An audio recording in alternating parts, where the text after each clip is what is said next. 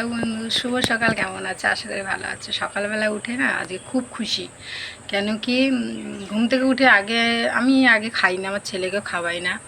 আমাদের যে ঘরে আর দুজন আছে আমি তাদের খাবার দিতে যাই, কিন্তু আজ সকালবেলা খাবার দিতে গিয়ে মানে যা দেখলাম, যা খুব খুশি। এখন আমরা খাইনি, আমার ছেলে ওই দাঁড়িয়ে আছে, ও খায়নি। বাইরে বৃষ্টি হচ্ছে।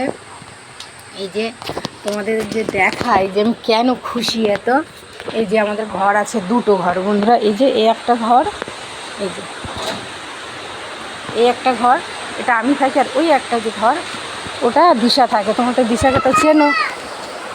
তা সকালবেলা উঠে আমি ফার্স্টে ঘুম থেকে উঠে এখানে আসি, এই ঘরে আসি।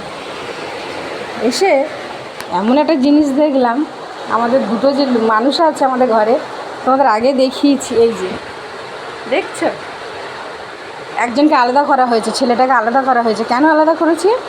সকালবেলা উঠে দেখছি আমি কি করেছে। এই যে